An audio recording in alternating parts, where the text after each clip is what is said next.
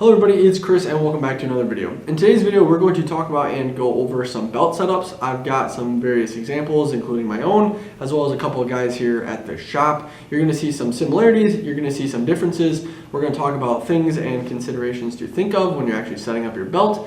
And then from there, hopefully you'll be able to make a well-informed decision and get your stuff set up just about as good as you can get it for you. All right, stay tuned.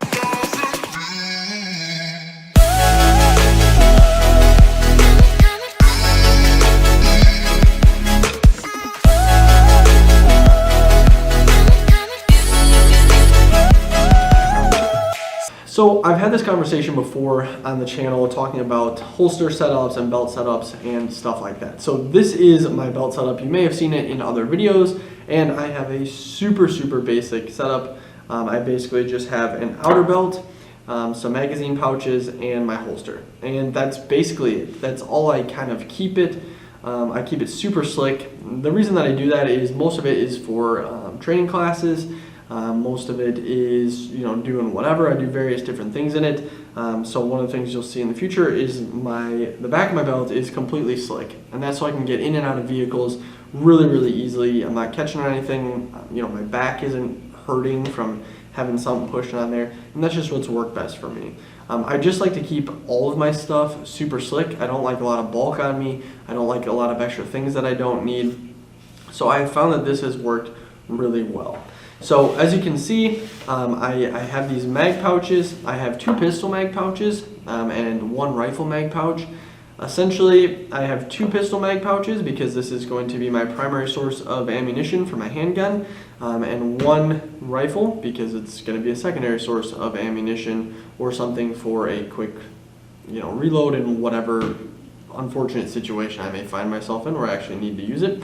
And that's basically it. I have a taco pouch on the back that has a multi-tool. That way if I need it, or somebody's got some broken gear or something, I can fix it real easily. Just something nice and easy to have. I also have my Safariland. It's a level 3. I don't remember the make and model. It's a disaster to figure out. But I do have my level 3 Safariland. You can run it as a level 2 if you just put the hood down. It's worked great for me. I use it when I'm out in the woods and stuff too when I'm hunting. So it's just kind of nice to have that extra level of retention. Do you really need that? Do you not? Kind of up to you. I've got my thigh strap from T-Rex Arms. But like I said before, very slick. I don't have a dump pouch. Basically all the pants that I wear have pockets on the sides anyways. Or I've got some place or general purpose pouch or something, or a bag or something that I toss stuff into. I haven't really ever found a need for it. Usually if I gotta toss a mag somewhere, it came out of a mag holder, so I just put it back. That's me. You'll see the guys both have dump pouches and they like them, but I've never had an issue with it. So let's take a look at another one. Here's the next belt setup. This is Liam's. So once again, as you can see, pretty similar to mine. There's a couple extra things. He does have a tourniquet up front as well with a Sharpie, or as well as a Sharpie, rather. He has the Tac Kiwis, just like I did. He does have a dump pouch in the back on his weak hand side, so if you got to dump something there. And then he has his Safariland holster too. So once again, I don't know the make or model. It's a disaster, but as you can see, really similar. Just the addition of a dump pouch, some magazine pouches, Sharpie, something like that. All of these things can be added on real easy. So let's go to our last example. So this last belt setup is Ethan's, and as you can see, there's a lot more going on here. Ethan runs his belt way more than either myself or Liam do, and you can kind of see that with the amount of stuff on here. Keep in mind, there's still not that much stuff in all reality.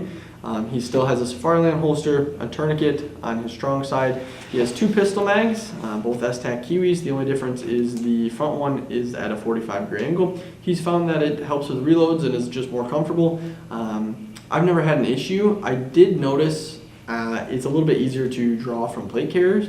So if you've got a plate carrier or if you have a dangler, I know Ethan has one, drawing with your magazine at a 45-degree does make the whole process a little bit easier. He once again has a dump pouch on the back, on the weak side. The big difference here is the med kit on the back. And so he's got a full IFAK in here, and so I think that's a big difference. You see tons and tons of guys running them. I've never had an issue with it. I just carry medical other places on me. Ethan runs his belt a whole bunch, so he just keeps medical on his belt. So that's kind of where you can see use case dependent. The other thing that you may or may not have seen on all three of these setups, I can grab them, but they're over there, is they all have a Cobra Buckle. It's just an easy way to basically get your belt on and off. It's super strong. If you have to do stuff with helicopters, find a Hilo rated belt. I'm assuming most of you don't, but you never know. Maybe you're a cool guy. So the addition of chem light danglers or a monkey tail or whatever mission dictates need. So if you don't need it, don't put it on there. That's my biggest recommendation. Of if you don't need stuff on any of your kit, don't put it on there. It just gets bulky, it gets heavy, it's awkward.